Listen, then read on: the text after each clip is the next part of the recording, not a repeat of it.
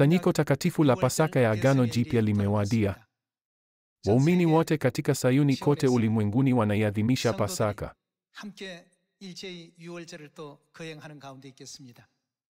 Ninatoa shukrani na utukufu kwa Mungu Elohim kwa kutubariki kuadhimisha Pasaka.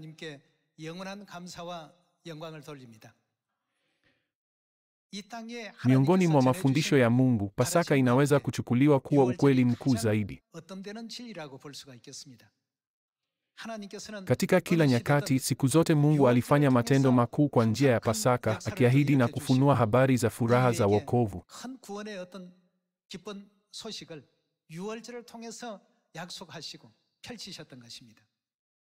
Kwa hiyo, kanisa bila Pasaka linaweza kuchukuliwa kuwa kanisa la uongo. Hii ni kwa sababu Yesu alitamani sana kuiadhimisha Pasaka. Shauku yake imeonyeshwa katika Luka sura ya 22 na taarifa za Yesu akiadhimisha Pasaka pamoja na wanafunzi wake zimeandikwa katika Biblia kama vile Mathayo sura ya 26 na katika Marko sura ya 14.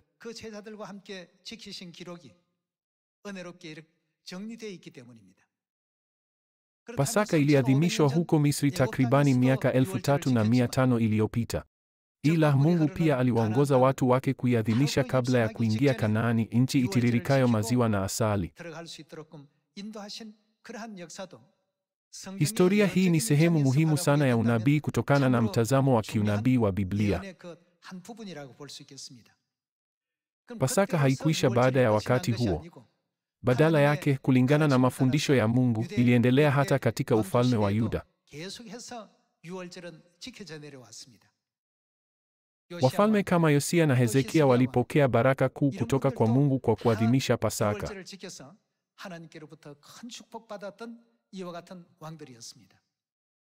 Historia hiyo inaendelea. Waisraeli walichukuliwa kama mateka hadi Babeli na baadaye wakakombolewa. Waliporudi katika nchi yao ya asili, Nabii Ezra alisema, lazima tuiadhimishe Pasaka hii.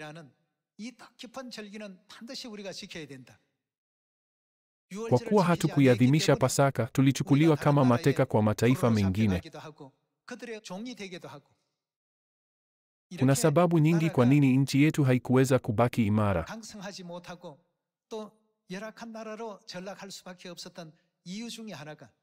Mojawapo ni kwa sababu hatukuyashika mafundisho ya Mungu. Hivyo Nabii Ezra aliadhimisha Pasaka kwa bidii. Hii inaonekana katika kitabu cha Ezra katika Biblia. Sio hayo tu. Miaka 2000 iliyopita wakati wa Pasaka, Yesu alisema, nimetamani sana kuila Pasaka hii pamoja nanyi.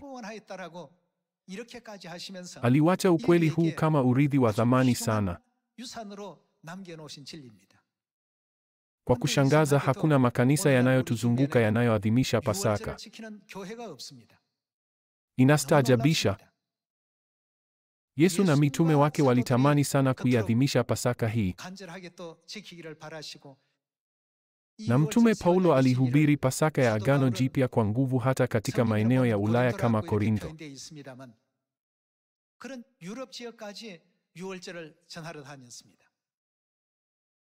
Yesu Kristo alikufa msalabani na akafufuka siku ya tatu. Kisha akapaa mbinguni siku 40 baadaye na kumwaga Roho Mtakatifu juu ya kanisa la mapema siku ya 50.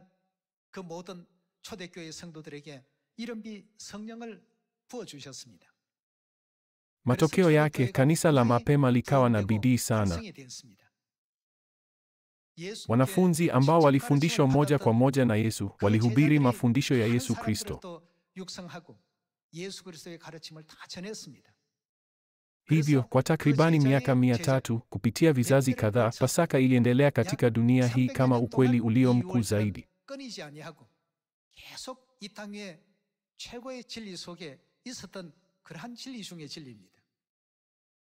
Walakini, mnamo mwaka 325 baada ya Kristo, Mfalme Konstantino wa Roma aliwakusanya viongozi wa Kikristo.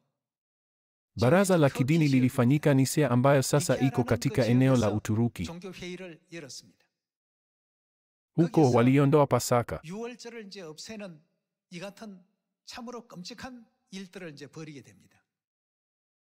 Wakati huo, ili mtu awe mfalme wa Roma, ilimbidi ashike wadhifa wa kuhani mkuu wa Mungu Jua. 태양신의 최고의 대사제권을 같이 가져야만 로마 황제가 될 수 있었습니다. Hivyo, mfalme wa Roma hakuwa tu kiongozi wa kisiasa, bali pia kiongozi wa kidini. 로마의 모든 그 국민들을 통치하는 종교적인 최고의 또 수장이기도 했습니다. Kiongozi wa ibada ya Mungu Jua hakuweza kutambua imani katika Mungu. 하나님을 믿는 신앙을 올바르게 인정할 턱이 없습니다. Kwa hiyo, ukweli wa Pasaka ulianza kupotea tangu wakati huo. Pasaka iliadhimishwa tangu wakati wa Mose hadi wakati wa Yesu. Pasaka haikutoweka hadi wakati wa wanafunzi wa Yesu.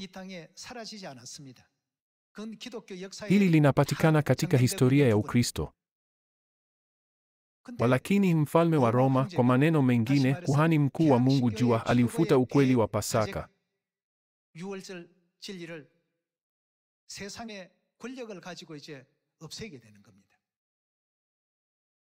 Wakristo ambao hawakutii sheria waliuawa, hivyo waliishi kwa kujificha na kufuata mitindo ya maisha ya kujinyima.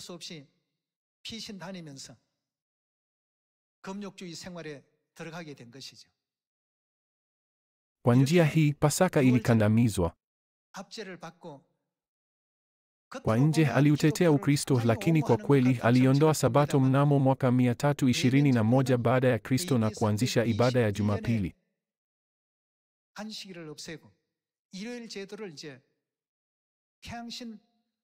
Siku ya ibada kwa Mungu Jua ilikuwa Jumapili.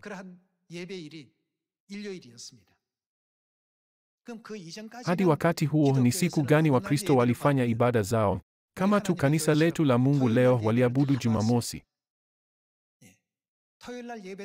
Tunapoangalia Wayahudi katika Mashariki ya Kati, je, hatuwezi kuelewa kwamba waliabudu siku ya Jumamosi? Kabla ya hapo hakukuwa na ibada ya Jumapili. Walakini mnamo mwaka 321 baada ya Kristo ilianzishwa na mfalme wa Roma. Na mnamo mwaka 325 baada ya Kristo ukweli wa Pasaka uliondolewa. Basi kwa nini Pasaka ni muhimu sana? Bila Pasaka njia ya kumwita Mungu Baba na Mama ingefungwa.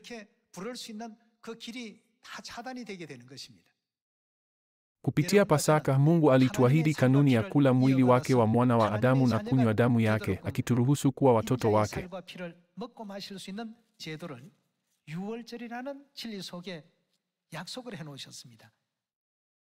Leo Pasaka ni muhimu sana kwa wanafamilia wa mbinguni.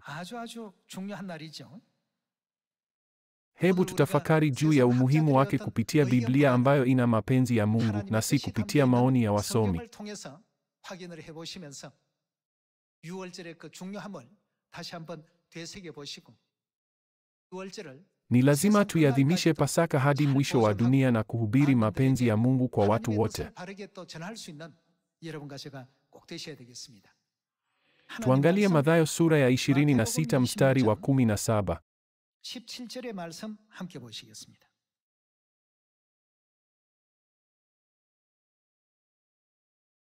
Sura ya 26 mstari wa 17.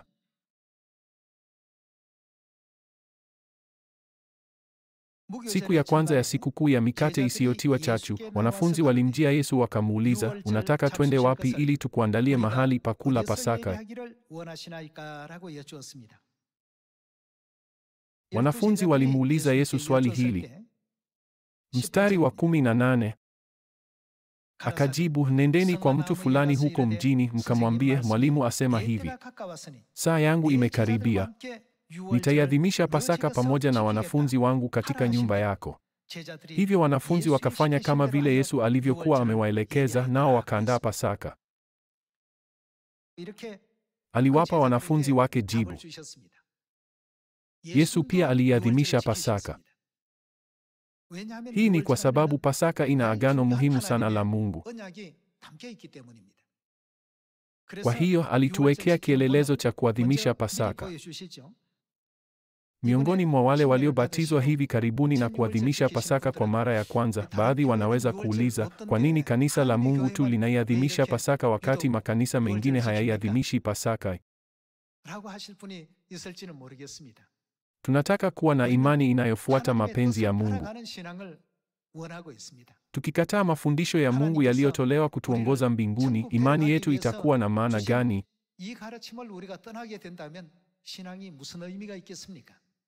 Mungu anatuamuru ishike, hivyo hata kama wengine hawaishiki, je, tunapaswa kuwafuata? Tunapaswa kufuata mafundisho ya Mungu ambaye tunamwamini. Tuangalie jinsi Pasaka inavyoandaliwa na kuadhimishwa. Mstari wa 26. Tuangalie mstari wa 26. Walipokuwa wanakula, Yesu akachukua mkate, akashukuru, akaumega na kuwapa wanafunzi wake, akisema, twaini mle, huu ndio mwili wangu.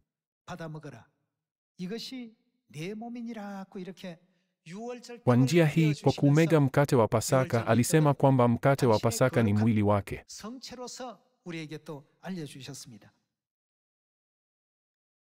Mstari wa 27. Kisha akakitwaa kikombe, akashukuru, akawapa, akisema, nyweni nyote katika kikombe hiki. Hatuwezi kunywa kikombe chenyewe.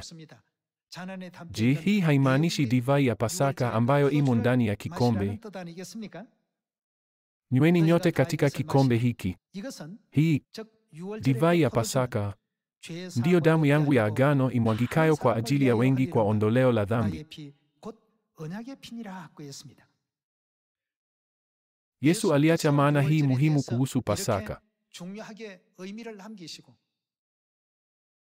Aliumega mkate wa Pasaka na kuwapa, akisema, huu ni mwili wangu,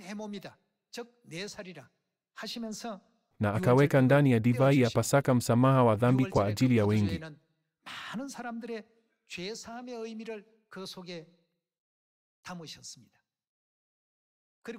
Akijua atasulubiwa siku iliyofuata, alitamani sana kuiadhimisha Pasaka pamoja na wanafunzi wake.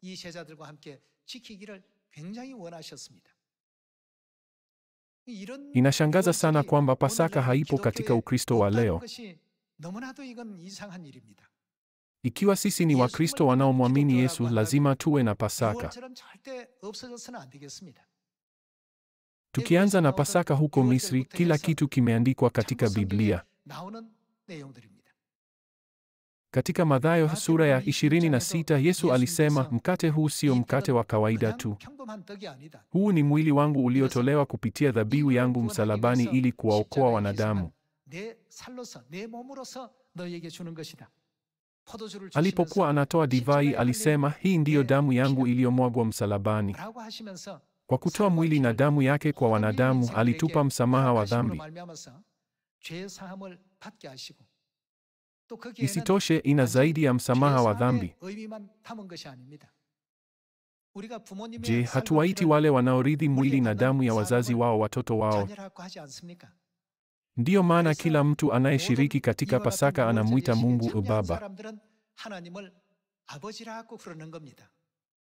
Unapoenda kanisani, je, hujawahi kujiuliza kwa nini tunamwita Mungu Baba? Je, umefikiri tu kwa kuwa wengine humwita Baba, lazima nimwite Baba vile vile?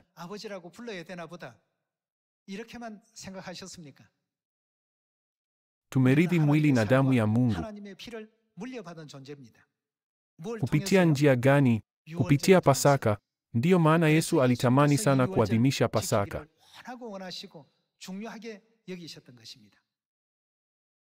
Tuangalie Luka sura ya 22 mstari wa 7.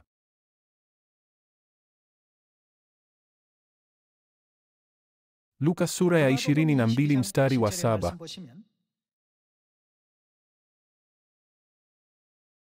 Basi ikawadia siku ya mikate isiyotiwa chachu, siku ambayo mwana-kondoo wa Pasaka huchinjwa. Hivyo Yesu akawatuma Petro na Yohana akisema, nendeni mkatuandalie chakula cha Pasaka ili tuweze kuila. Yesu alipowatuma wanafunzi wake wakuu, Petro na Yohana, aliwaagiza moja kwa moja, nendeni mkaiandae Pasaka. Hivyo Pasaka ni ukweli mkuu wa Ukristo. Hatupaswi kufuatana kwa sababu tu wengine wameiondoa. Kwa kuwa tunamwamini Yesu Kristo, tunaiadhimisha Pasaka hadi leo kama Yesu alivyotuamuru.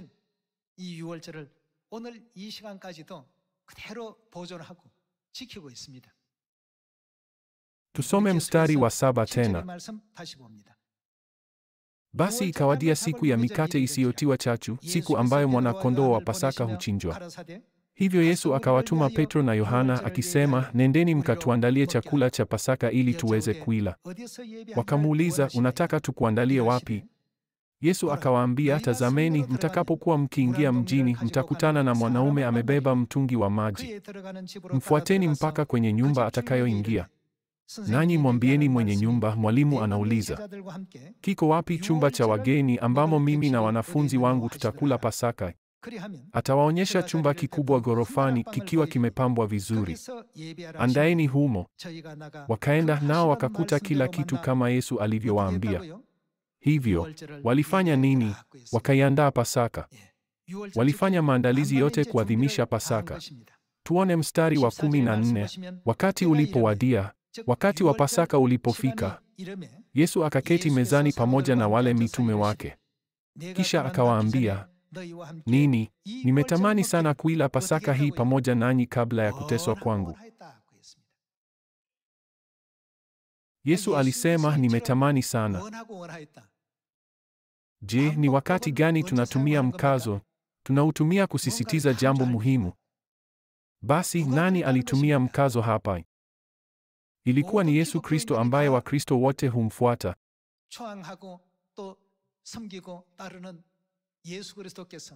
Yesu Kristo alitamani sana kusherehekea nini?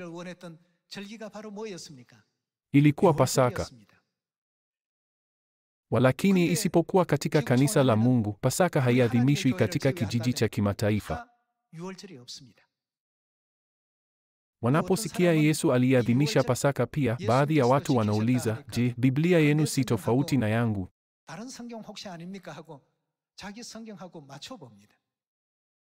Kwa kuwa Biblia hii ilichapishwa na Bible Society, wao wako sawa.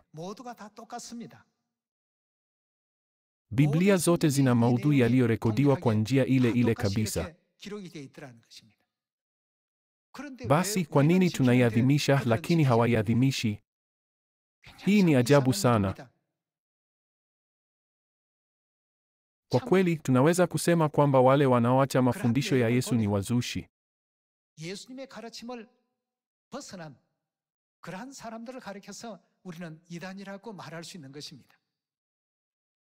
Tuangalie mstari wa 15 tena. Kisha akawaambia, nini? Nimetamani sana kuila Pasaka hii pamoja nanyi kabla ya kuteswa kwangu. Alikuwa anaenda kusulubiwa siku inayofuata. Hivyo Pasaka ambayo Yesu alitamani sana kuiadhimisha ilikuwa Pasaka iliyoadhimishwa katika chumba cha juu cha Marko miaka 2000 iliyopita. Tuendelee na mstari wa 19. Tuone mstari wa 19. Kisha akachukua mkate, akashukuru, akaumega na kuwapa, akisema, huu ni mwili wangu unaotolewa kwa ajili yenu. Fanyeni hivi kwa ukumbusho wangu. Yesu alituamuru dhahiri, fanyeni hivi kwa ukumbusho wangu. Pasaka ni siku ambayo Yesu alianzisha kama kanuni. Tunaweza kusema kwamba kanisa bila Pasaka halimwamini Yesu. Fanyeni hivi kwa ukumbusho wangu. Mstari wa 20. Vivyo hivyo baada ya kula akakitwaa kikombe akisema, kikombe hiki ni agano jipya katika damu yangu imwagikayo kwa ajili yenu. Ukweli wa Pasaka ya agano jipya ni kweli ya thamani ambayo Mungu alianzisha kwa ajili ya wanadamu.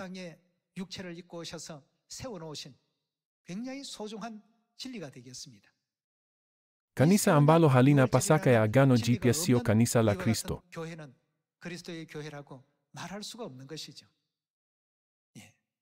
Hii ni kwa sababu Mungu alisisitiza umuhimu wa Pasaka tangu wakati wa Mose. 하나님께서는 이 유월절에 대해서 굉장히 중요하다고 일깨워 주셨거든요. Leo pia tuangalie kutoka sura ya 12. Ni bahati mbaya machoni pa Mungu kwamba watu wanaipuuza Pasaka ambayo imeadhimishwa kwa zaidi ya miaka 3500. 그 맥을 끊고 있는 내용이 참으로 하나님 보시면 안타까울 뿐입니다. Tuangalie kutoka sura ya 12 mstari wa 21. 말씀 함께 보겠습니다.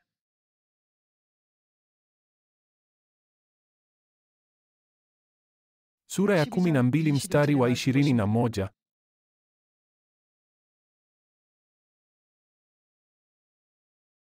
Ndipo Mose akawaita wazee wote wa Israeli na kuwaambia, nendeni mara moja mkachague wanyama kwa ajili ya jamaa zenu, mkachinje mwana-kondoo wa Pasaka. Hii ni mara ya kwanza Pasaka iliadhimishwa. Tuendelee na mstari wa 25. Mtakapoingia katika nchi Bwana atakayowapa kama alivyoahidi, shikeni desturi hii. Watoto wenu watakapowauliza, sikukuu hii ina maana gani kwenu? Mstari wa 27. Basi waambieni, hii ni dhabihu ya Pasaka kwa Bwana, ambaye alipita juu ya nyumba za Waisraeli katika nchi ya Misri na hakudhuru nyumba zetu alipowapiga Wamisri. Ndipo watu wa Israeli waliposujudu na kuabudu. Hata takribani miaka 3500 iliyopita, tangu wakati Mose alipowaongoza Waisraeli kutoka Misri, Mungu amekuwa akisisitiza kuhusu Pasaka, akisema kwamba lazima iadhimishwe.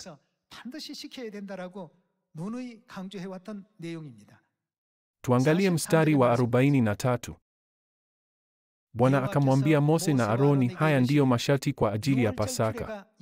Mgeni hataruhusiwa kula Pasaka. Mtumwa yeyote ambaye mmemnunua aweza kuila kama mmemtahiri. Kwa njia hii, Mungu alisisitiza Pasaka alipoianzisha.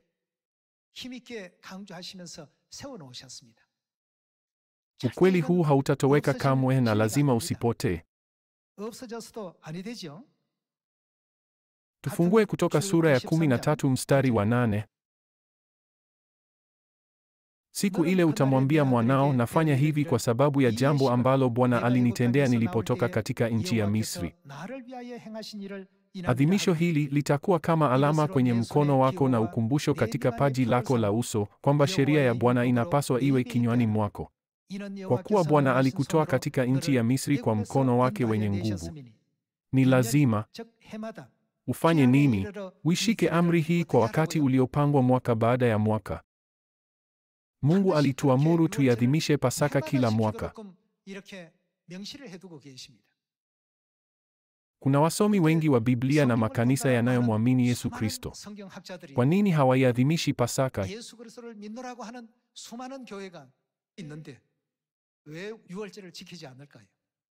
Je, hili si jambo la ajabu? Kuadhimisha Pasaka hakukukoma na kutoka, kuliendelea hata walipoingia Kanaani. 들어가는 이와 같은 입장에서도 유월절의 그 진리는 끊이지 않고 이어졌습니다. Tuone jinsi Yoshua ambaye alichukua hatamu baada ya kifo cha Mose alivyowaongoza Waisraeli katika Yoshua sura ya 5 mstari wa 10. 이스라엘 백성들을 인도해 가는지 여호수아서 5장 10절을 봅시다. Kuanzia Kutoka hadi Ufunuo, Biblia imeunganishwa kwa njia ya Pasaka. 유월절 진리로 전부 연결되어 있습니다. Tuangalie Yoshua sura ya 5.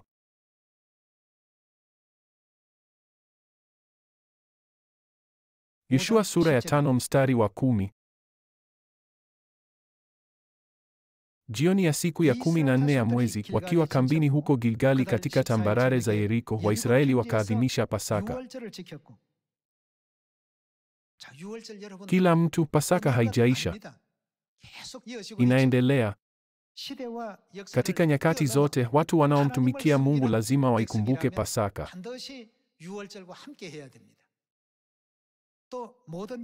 Waisraeli wote pia wamefanya hivyo. Tuone mstari wa 10 tena. Jioni ya siku ya 14 ya mwezi, wakiwa kambini huko Gilgali katika tambarare za Yeriko, Waisraeli wakaadhimisha Pasaka. Siku iliyofuata Pasaka, katika siku ile ile wakala mazao ya nchi, mikate isiyotiwa chachu na nafaka za kukaanga. Maana ilikoma siku iliyofuata baada ya Waisraeli kula chakula kilichotoka katika nchi. Hapakuwa na mana tena kwa ajili ya Waisraeli, ila mwaka huo walikula mazao ya nchi ya Kanaani. Kwa njia hii waliadhimisha Pasaka nao wakaingia Kanaani. Hivyo Mungu aliwaamuru waendelee kuadhimisha Pasaka kutoka Misri hadi Kanaani.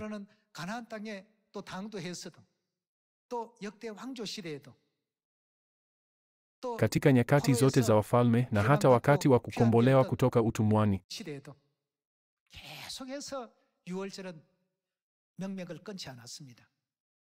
Isitoshe, katika Injili Yesu Kristo alisema kwamba alitamani sana kuila Pasaka pamoja na wanafunzi wake na alieleza umuhimu wa mkate na divai ya Pasaka.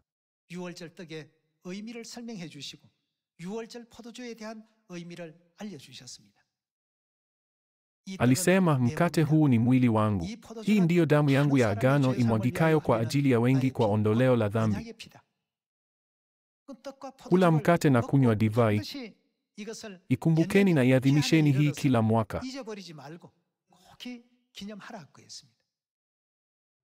Ingawa alitufundisha hili kwa undani sana, makanisa leo yanadai kumwamini Yesu lakini hayaiadhimishi.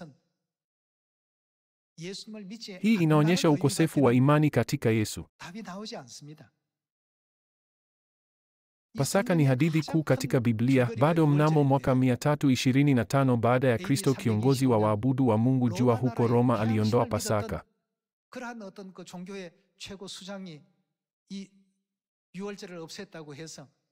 Haina maana kwa makanisa yote leo kufuata uondoaji huu. Kwa hiyo, tunapaswa kuyakubali mafundisho ya Yesu na kufuata mafundisho ya mitume. Hiyo ndiyo njia ya mbinguni na njia ya kufuata ukweli. Kwa hiyo, hatupaswi kamwe kuongeza au kupunguza neno la Mungu katika Biblia. Mungu alituagiza tusibadili chochote. Ikiwa tunalikubali neno la Mungu bila kubadili chochote, ni lazima tufanye nini kuhusu Pasaka? Lazima tuiadhimishe. Tukishindwa kuiadhimisha, je, tunaweza kuupata wokovu tunaotamani? Tufungue Mathayo sura ya 7. Kuna onyo ambalo Yesu alitupa kuhusu hili.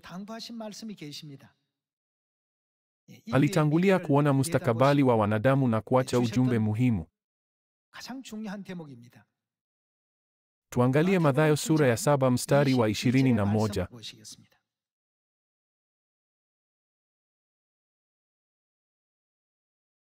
Mstari wa 21.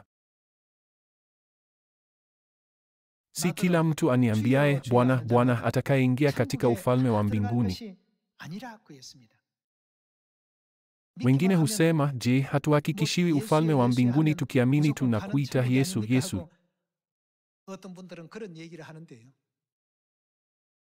Walakini lazima tuamini katika Yesu kwa usahihi na tufuate mafundisho yake, si ndio?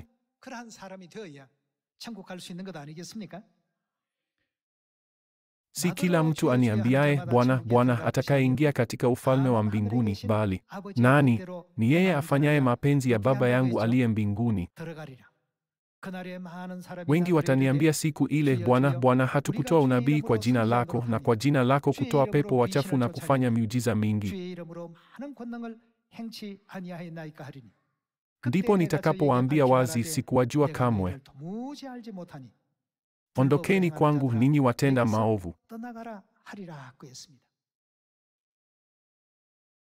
Kwa maneno mengine alimaanisha, ondokeni kwangu ninyi ambao hamshiki sheria za Mungu. Mungu alianzisha njia hii ili kuwaokoa wanadamu. Kwa kuwa tunaishi katika ulimwengu wa pande tatu, hatuwezi kuelewa ulimwengu wa Mungu katika pande 4 au 5. Ndiyo maana Mungu aliwatuma manabii kutoa mafundisho yake ili waweze kufuata njia yake.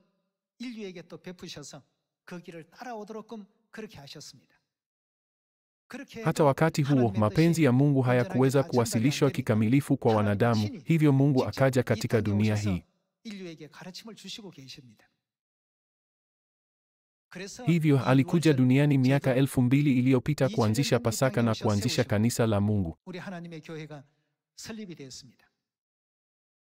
Walakini wakati wa enzi za giza, Pasaka ilitoweka, nao ukweli wa Mungu ukatoweka. Ibada ya Jumapili, Krismasi na msalaba zinazoadhimishwa na Ukristo leo ni mazao ya ibada ya Mungu jua wakati wa enzi za giza.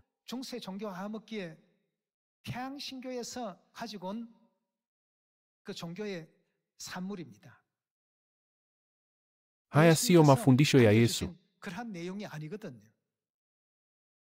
Bila kujua hili, watu hufikiri, nadhani ninaweza kwenda mbinguni nikiwa na imani na kuchagua kanisa lolote, lakini wanapaswa kutafuta kanisa linalofuata njia inayofundishwa katika Biblia.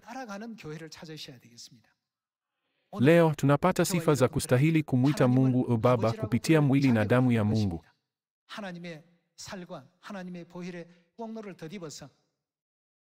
Tuangalie Yohana sura ya 6.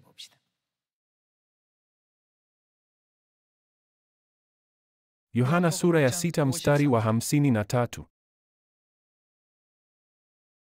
Mstari wa 53. Hivyo Yesu akawaambia, amin, amin nawaambia, msipoula mwili wa mwana wa Adamu na kuinywa damu yake hamna nini? Uzima ndani yenu. Je, kutokuwa na uzima hakumaanishi kuwa umekufa? Biblia inatuambia kwamba mtu yeyote ambaye hana mwili na damu ya Kristo amehesabiwa kuwa amekufa. Mstari wa 54. Mtu yeyote aulaye mwili wangu na kunywa damu yangu wana nini? Uzima wa milele, nami nitamfufua siku ya mwisho. Tuendelee na mstari wa 55. Katika mstari wa 55 Yesu anasema, kwa maana mwili wangu ni chakula cha kweli na damu yangu ni kinywaji cha kweli. Yeyote alaye mwili wangu na kunywa damu yangu atakaa ndani yangu nami nitakaa ndani yake. Kama vile Baba aliye hai alivyonituma mimi na kama nami ninavyoishi kwa sababu ya Baba, hivyo anilaye mimi. Nini kitawatokea? Wataishi kwa sababu yangu. Ili kutujalia uzima wa milele na kutufungulia njia ya kwenda mbinguni, Mungu alituruhusu Pasaka hii.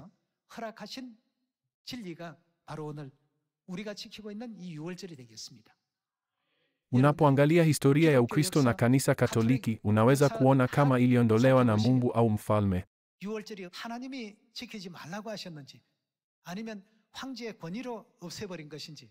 Hili linapatikana katika vitabu vya historia vinavyotumiwa na seminari zote. Walakini baadhi huuliza, kufikia sasa kila mtu alitembea njia isiyo sahihi. Ninawezaje kutembea njia sahihi peke yangu? Kila mtu, haijalishi ni watu wangapi wanaomwamini Mungu kimakosa, Mungu akitufundisha njia iliyo sahihi, ni lazima tufanye nini ili kuiadhimisha Pasaka? Ni lazima turudi kama vile Mfalme Yosia na Mfalme Hezekia walivyorudi. Hapo awali nilifanya hivyo kwa sababu sikujua kuihusu, lakini sasa baada ya kuangalia kupitia Biblia ni dhahiri kwamba Mungu alituamuru tuiadhimishe Pasaka. Hivyo kila mtu aliadhimisha Pasaka. Kuna mafundisho yenye neema ndani ya historia ya Biblia.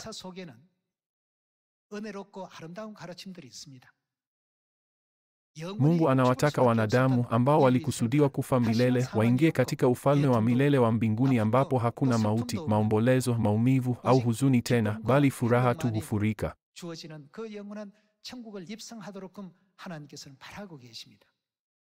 Walakini njia hiyo imepotoshwa. Hatuwezi kwenda mbinguni kwa njia iliyopotoka. Hivyo ningependa kuwaomba watoto wote wa Sayuni kufuata kwa uaminifu njia inayofundishwa katika Biblia tu.